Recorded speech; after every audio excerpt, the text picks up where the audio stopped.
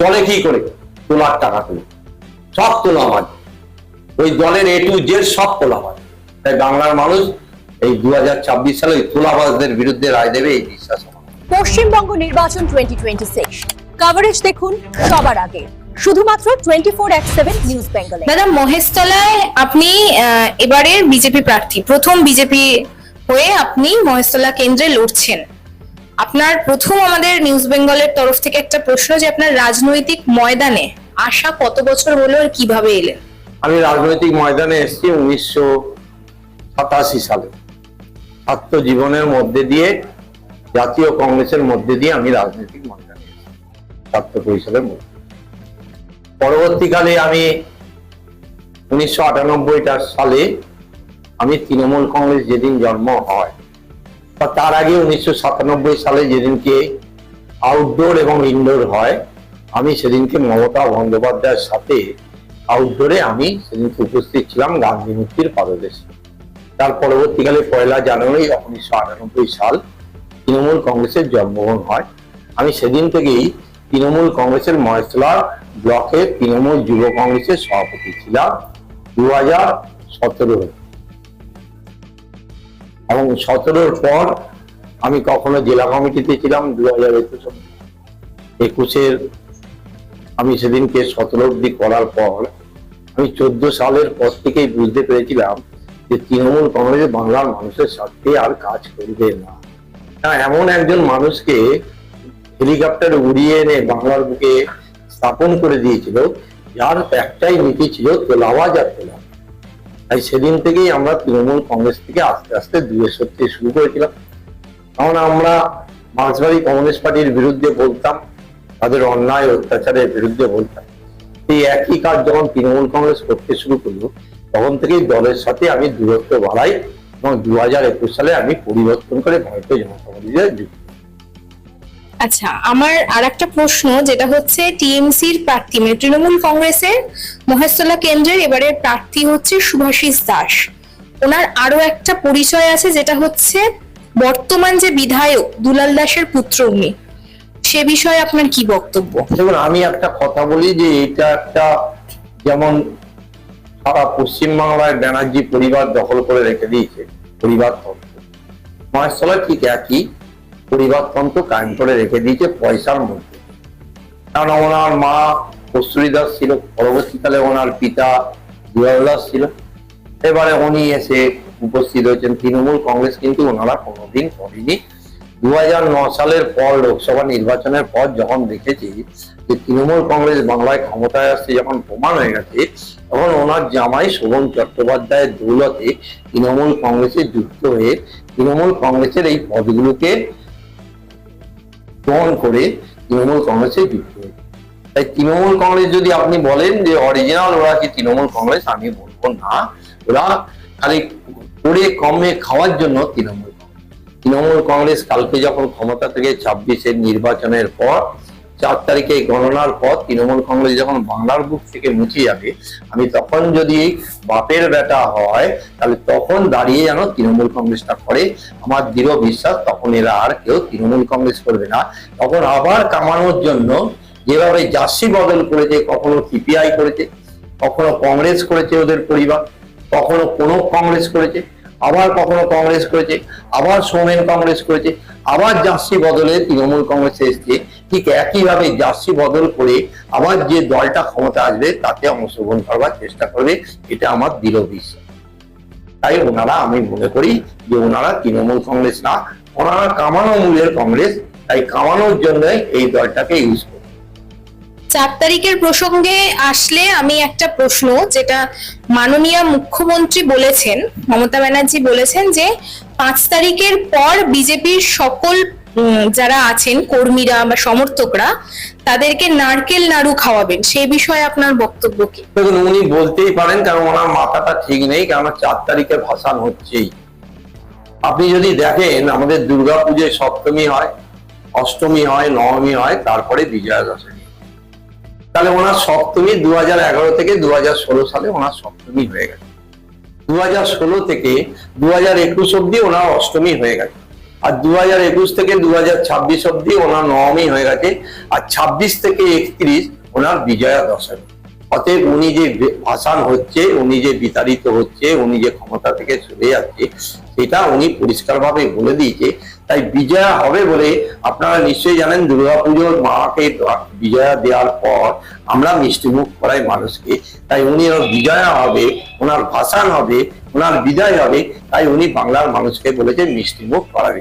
আমি বলি যে ওনাকে নাড়ু খাওয়াতে হবে না, 4 তারিখের পর ওনাকে পাগলা গারদের ওষুধ আমরা পাঠিয়ে দেবো, সেই ওষুধটা ওনাকে খেতে হবে।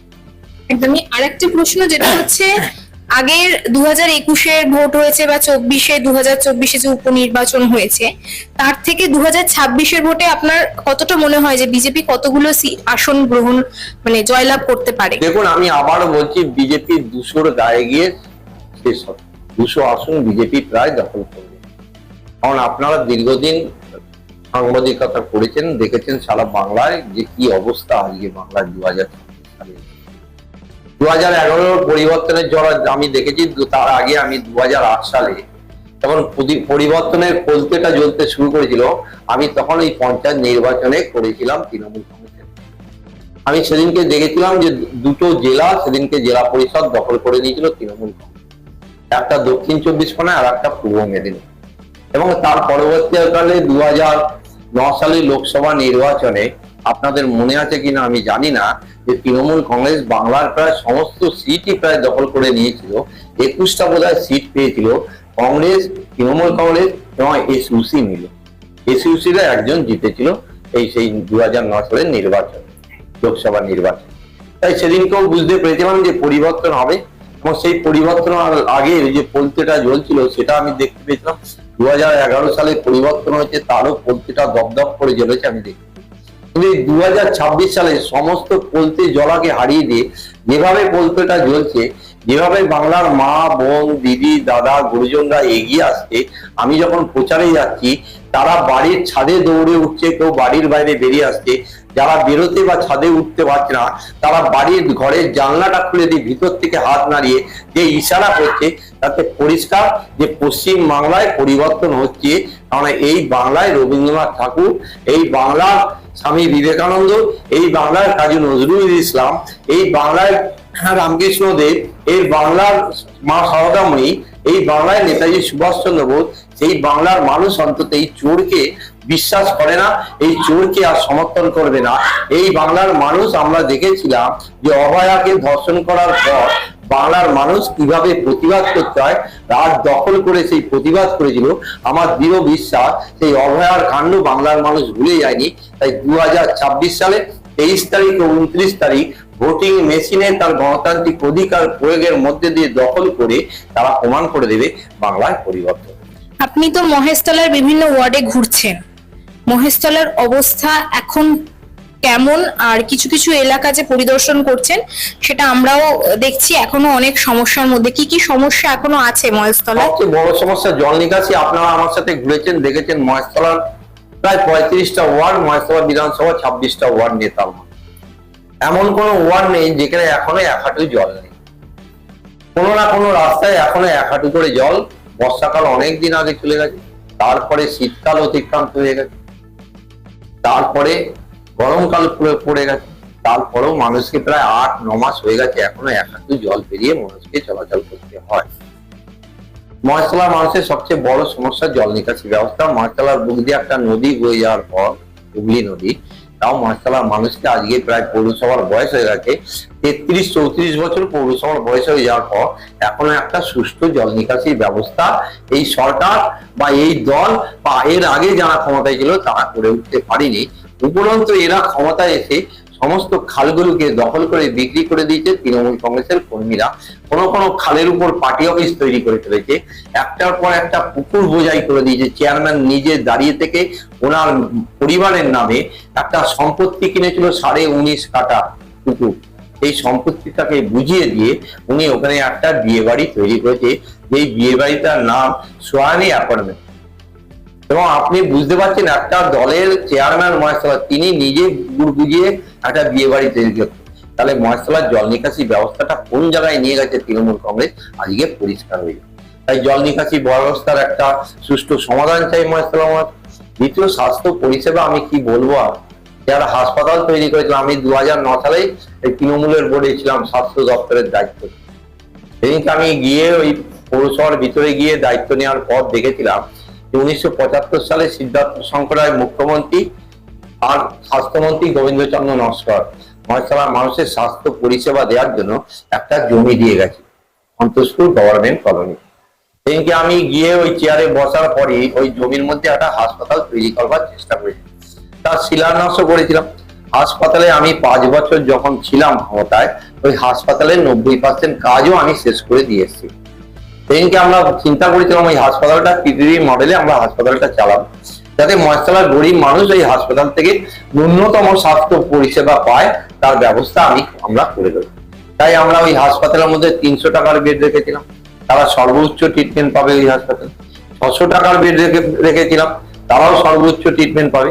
আর আমরা বলেছিলাম 40% সিট যিনি পিপিপি মডেলে চালাবেন তিনি এই হাসপাতাল নিয়ে চালাতে পারেন, তাই তিনি যে রেট বেঁধে দেবেন পৌরসভা তার মধ্যে ইন্টারফেয়ার করবেন। এতে রাজি হয়েছিল BP Poddar. NK BP Poddar Maheshtala পৌরসভা থেকে 26 কোটি টাকা চেয়েছিল যে হাসপাতালের ইনফ্রাস্ট্রাকচার এবং ইনস্ট্রুমেন্ট কিনে এনে হাসপাতালটাকে চালু করে দেবে মহেশতলা পৌরসভা সাধারণ মানুষের সাথে। তো সেইদিনকে আমাদের বিভ্রান্ত করে দিয়েছিল, আমরা বুঝতে পারিনি ওনার চক্রান্ত। মহেশতলা পৌরসভার যিনি এখনো চেয়ারম্যান, যার ছেলে আজকে বিধানসভার প্রার্থী, যিনি এখানকার এমএলএ, উনি সেইদিনকে আমাদের বিভ্রান্ত করে দিয়ে বলেছিল যে এত টাকা খরচা হবে না, অনেক বেশি টাকা চেয়েছে বিপি পোদ্দার, 26 কোটি টাকা খরচা হবে। কিন্তু পরবর্তীকালে আমরা দেখলাম ওই হাসপাতালটা তৈরি করতে গিয়ে পৌর ফান্ড থেকে 80 কোটি টাকা খরচা। যদি ক্ষমতা থাকে বলবে আমি মিথ্যে কথা বলছি, প্রমাণ দেবে যে কত টাকা খরচা হয়েছে, শ্বেতপত্র প্রকাশ করবে। 80 কোটি টাকা খরচা হয়েছে। যদি নিরপেক্ষ তদন্ত হয় হাসপাতাল নিয়ে, তাহলে দুধকে দুধ, পানিকে পানি, পরিষ্কার হয়ে যাবে কত টাকা কাটমানি ওই দাস পরিবারের ঘরে ঢুকেছে বা তৃণমূল কংগ্রেসের। রাতেও আমাদের বলার কিছু ছিল না, হাসপাতাল তৈরি হয়েছে, ঠিক আছে, হাসপাতালটা বেসরকারীকরণ করে দিয়েছে, তার আগে হাসপাতালটার নাম ওনার পরিবারের নামে করে দিয়েছে। এত নির্লজ্জ মানুষ আমি মহেশতলার কাউকে দেখি। যে পৌরসভার পয়সায় হাসপাতাল ওনার ব্যক্তিগত নিজের বাড়ির পরিবারের নামে করে দেয় কস্তুরী দাস সুপার স্পেশালিস্ট হাসপাতাল নামে, ওনার স্ত্রী। তারপরেও আমাদের বলা গিয়েছে না, হাসপাতালটা বেসরকারীকরণ করে দিয়েছে, এখন পয়সা না দিলেও এই হাসপাতালে মহেশতলার মানুষ চিকিৎসা পায় না। পৌরসভার পয়সায় হাসপাতাল তৈরি হয়েছে, আর একজন বেসরকারি সংস্থাকে ধরে এনেছে ওনার পেয়ারের লোক, তাকে ধরে এনে ওই পৌরসভার পয়সা হাসপাতাল থেকে উনি ইনকাম করছে, তার কাটমানি ওনার বাড়িতে যাচ্ছে, তৃণমূল কংগ্রেসের বাড়িতে যাচ্ছে। মহেশতলা পৌরসভার কোনো মানুষ ওখানে স্বাস্থ্য পরিষেবা পায় না পয়সা না দিলে। গতকাল গৌরী নস্কর মারা গেছে, 13 নম্বর ওয়ার্ডের কাউন্সিলর, আপনারা জানেন। ওই গৌরী নস্করকে মারার জন্য যদি কেউ দায়ী থাকে তাহলে ওই দাস পরিবার, ওই হাসপাতাল। দীর্ঘদিন ওই হাসপাতালে গৌরী নস্করের ট্রিটমেন্ট হয়েছে, ভুল চিকিৎসা করে গৌরী নস্করের যাতে মৃত্যু হয় তার ব্যবস্থা করে দিয়েছে ওই হাসপাতাল ওনাদের। আমার বলতে লজ্জা লাগে। শুধু ওই হাসপাতাল না, একটা মাতৃসদন ছিল, এখানে গর্ভবতী মায়েরা মহেশতলা পৌরসভার ঠিক সামনে গর্ভবতী মায়েরা বিনা পয়সায় ওই মাতৃসদন থেকে পরিষেবা পেত।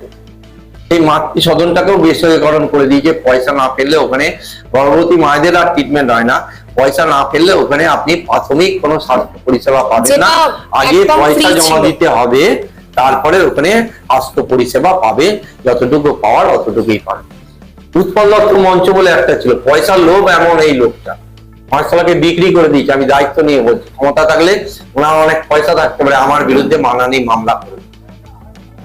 একটা উৎপল দত্ত মঞ্চ ছিল, মহেশতলার মানুষ ওখানে নাচ করতো, গান করতো, থিয়েটার করতো, নাটক করতো, সাংস্কৃতিক অনুষ্ঠানগুলো করতো।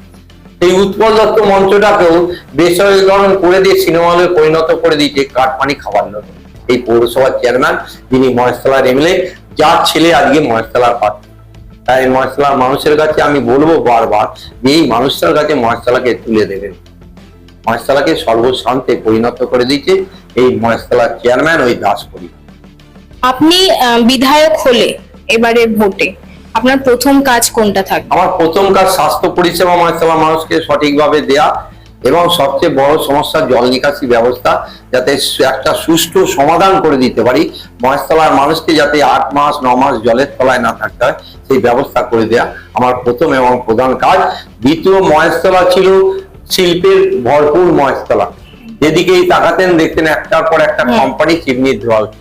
সেই মহেশতলাকে অন্ধকারে পরিণত করে দিয়েছে, আগে বামফ্রন্ট পরবর্তীকালে তৃণমূল, যাতে আবার মহেশতলায় শিল্প হয় তার ব্যবস্থা করা। আপনারা দেখেছেন বাটা কোম্পানি সারা ভারতবর্ষে কেন সারা পৃথিবীতে নাম ছিল বাটা, সেই বাটা কোম্পানিকে আজই মৃত শিল্পে পরিণত করে দিয়েছে এই তৃণমূল সরকার। ওই বাটা কোম্পানির জমিগুলোকে মাত্র 12 কোটি টাকায় বিক্রি করে দিয়েছে এই তৃণমূল সরকার বা বামফ্রন্ট সরকার। এই বাটা কোম্পানি আজকে ঢুকছে, 11,000 শ্রমিক কর্মচারী কাজ করতো, আজকে 800 কর্মচারীদের পরিণত হয়ে গেছে। বাটা কোম্পানি ঢুকছে, যে কোনো দিন বন্ধ হয়ে যাবে। এই কোম্পানিগুলোকে পুনর্জীবন যাতে আবার পায় তার ব্যবস্থা করা আমার প্রথম এবং প্রধান। আর একটা প্রশ্ন যেটা না করলেই নয়, আপনি একটা কথা বলেছিলেন এর আগের প্রেস কনফারেন্সে যে পেপার ব্লকটা অভিষেক বন্দ্যোপাধ্যায় নিজস্ব কোম্পানি, ব্যানার্জি পরিবারের কোম্পানি। সেই পরিপ্রেক্ষিতে শাসক দলের আমাদের মহেশতলার একজন কনভেনার যিনি গোপাল সাহাদা মহাশয় 34 নম্বর ওয়ার্ডের, উনি হয়তো কয়েকটা ওয়ার্ডের দায়িত্বে আছেন। আমি জানি না ওদের দল সারাক্ষণ মিথ্যে কথা বলে। না না, উনি 6টা ওয়ার্ডের বলে দিই, ওদের দল সারাক্ষণ মিথ্যে কথা বলে। ওদের দলটা হলো একটা আঞ্চলিক দল, তার আবার সর্বভারতীয় সভাপতি আছে। যে দলটাই সর্বভারতীয় না তার আবার সভাপতি, সর্বভারতীয় সভাপতি, সর্বভারতীয় সাধারণ সম্পাদক। যে দলটাই সর্বভারতীয় না তার আবার সাধারণ সম্পাদক সর্বভারতীয়। এটা তো বাংলা মানুষকে বিভ্রান্ত করা, মিথ্যে কথা বলা।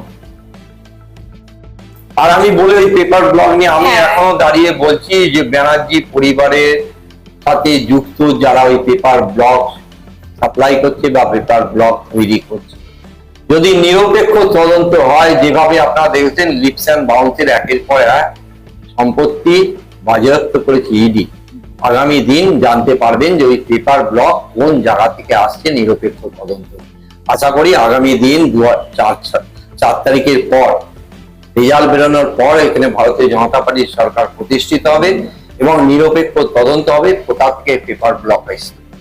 এই পেপার ব্লকের নিরপেক্ষ তদন্ত হলে পরিষ্কার হয়ে যাবে দুধকে দুধ, পানিকে পানি। কারণ আপনারা জানেন সারা বাংলায় নীল সাদা রং করে দিয়েছিল, রংটা কোথা থেকে এসেছিল? এই ব্যানার্জি পরিবার। এই ব্যানার্জি পরিবারে ঘুরিয়ে বাংলার মানুষের, গরিব মানুষের ট্যাক্সের টাকাগুলো ওই পরিবার আত্মসাৎ করেছে। অনেক বড় বড় কথা বলছি, আমি ওনাকে বলি উনি কদিন এসছেন এই রাজনৈতিক দলে? ও 11 সালের আগে ওই ব্যানার্জি পরিবারে কি ছিল একবার জিজ্ঞাসা করে, কোথায় ছিল ওনার নেতা তখন? আর ব্যানার্জি পরিবারের কি ছিল? একটা টালির বাড়ি ছিল, কালীঘাট টালি নালার পাশে একটা বাড়ি ছিল, সেই বাড়িটা ছিল কলকাতা কর্পোরেশনের জমিতে। আর আজকে ওই পরিবারটার নামে যদি উনি চ্যালেঞ্জ করে আমার বিরুদ্ধে মানহানি মামলা করে, কলকাতা কর্পোরেশনের গুগল সার্চ করলে, হোয়াটসঅ্যাপ গুগলটা সার্চ করে দেখবে আজকে 42টা প্লটের মালিক হয়েছে ওই ব্যানার্জি। কোথা থেকে পেলে হবে? কোটি কোটি টাকা লিপস অ্যান্ড বাউন্স তৈরি হলো কি? কোটি কোটি টাকা ওদের কাছে কোথা থেকে পেল? কয়লার টাকা, গরুর টাকা, ইটের টাকা, পাথরের টাকা, বালির টাকা, মানুষ পাচারকারীর টাকা, মৃত মানুষের দেহ পাচারের টাকা, চোখ খুবলে নেওয়ার টাকা, চাকরি চুরির টাকা, এমন কোনো টাকা নেই, চাল চুরির টাকা, সমস্ত চুরির টাকা ওই ব্যানার্জি পরিবারের। ওদের দলের নেতৃত্ব বলেছে, আপনাদের নিশ্চয়ই মনে আছে, ওদের রাজ্যসভার সংসদ তিনি বলেছেন যে কামাও ধোয়াতে 75% জলকে দাও আর 25% নিজের কাছে রাখো। এ কথা তো আমি বলিনি, ওনার দলের রাজ্যসভার সংসদ বলেছে। তাহলে পরিষ্কার হয়ে যাচ্ছে ওনার দলের সংসদ ছিল রাজ্যসভা কুণাল ঘোষ, উনি বলেছে সারদার টাকা সবচেয়ে বেশি বেনিফিট, তার নাম মমতা বন্দ্যোপাধ্যায়। আমি তো বলিনি, বলেছে ওনার দলে। ওনার কুণাল ঘোষের বিরুদ্ধে মানহানি মামলা করুন, ওনার যদি অতই ক্ষমতা। ওনার দলের তো এবার বিধানসভায় উনি প্রার্থী, উনি তো বলেছে চিট ফান্ডের সবচেয়ে বেশি যদি কেউ বেনিফিট পায় তার নাম মমতা বন্দ্যোপাধ্যায়। চিট ফান্ডের সমস্ত টাকা মমতা বন্দ্যোপাধ্যায়ের ঘরে গেছে। তাহলে প্রমাণ হচ্ছে তো যে কেঁচো খুঁড়তে গিয়ে সাপ বেরোচ্ছে। ওই দলের আমি বলি এ টু জেড, একদম মাথা থেকে পায়ের নখ সবাই চোর। একজনও চোর ছাড়া ভদ্রলোক না। যে তাদের চলে কি করে, জিজ্ঞেস করেন তো চলে কি করে, তারা কি করে, কোথায় চাকরি করে, কি ব্যবসা করে, এই যে কাউন্সিলররা কি করে জিজ্ঞেস করবেন, দলে কি করে? তোলার টাকা তুলে, সব তোলাবাজ, ওই দলের A to Z সব তোলাবাজ। তাই বাংলার মানুষ এই 2026 সালে ওই তোলাবাজদের বিরুদ্ধে রায় দেবে, এই বিশ্বাস আমার। শেষ একটা প্রশ্ন, যেটা হচ্ছে মহেশতলাবাসীদের আপনার তরফ থেকে কি বার্তা দেবেন? আমি মহেশতলার মানুষকে প্রথম বার্তা দিয়েছি, মহেশতলার মা বোন, আমার দিদি, তাদের ইজ্জত যাতে আর নতুন করে লুট না হয়। সারা বাংলা দেখেছেন মায়েদের ইজ্জত গুলোকে লুট করে নিচ্ছে। মমতা বন্দ্যোপাধ্যায় ভেবেছে মায়েদের 1500 টাকা দিচ্ছি, বোনদের 1500 টাকা দিচ্ছি, দিদিদের 1500 টাকা দিচ্ছি, তাদের দেহটাকে আমি কিনে নিয়েছি। তাই মায়েরা যখন ধর্ষিত হয় সেই মায়েদের রেট উনি বেঁধে দেয়, কাউকে 10,000, কাউকে 15,000, কাউকে 20,000। আর যারা ধর্ষণ করে তাদের বাঁচানোর জন্য বাংলার মানুষের ট্যাক্সের টাকা, কোটি কোটি টাকা, কখনো হাইকোর্ট কখনো সুপ্রিম কোর্টে গিয়ে উনি খরচা করে ধর্ষকদের বাঁচাবার চেষ্টা করেন। তাই আমি প্রথমেই বলবো যে বাংলার মায়েদের যে 1500 টাকাকে বর্জন করে আপনার নিজের ইজ্জত, বাংলার মায়ের ইজ্জত, বোনের ইজ্জত, দিদির ইজ্জতকে রক্ষা করতে হবে এই 26-এর নির্বাচনে পরিবর্তনের মধ্যে দিয়ে। আর বিজেপি ক্ষমতায় আসার পর বাংলার কোনো মা ধর্ষিত হবে না, কোনো বোন ধর্ষিত হবে না, কোনো দিদি ধর্ষিত হবে না, এই গ্যারান্টি, এই কথা আমি বাংলার মায়েদের পরিষ্কারভাবে বলতে পারি। আর বাংলার বেকার যুবকদের, শিক্ষিত বেকার যুবকদের বলবো যে বাংলার লজ্জা মমতা একজন মুখ্যমন্ত্রী হয়ে শিক্ষিত যুবকদের বলে চা বেচতে, ঘুগনি বেচতে, চপ বেচতে, আমরা বাংলার শিক্ষিত বেকারদের কর্মসংস্থানের সুযোগ করে দেবো, অন্তত টাকার বিনিময়ে চাকরি বিক্রি করবো না, এই প্রতিশ্রুতি আমি বাংলার মানুষকে দিব। Thank you. নমস্কার। Thank you.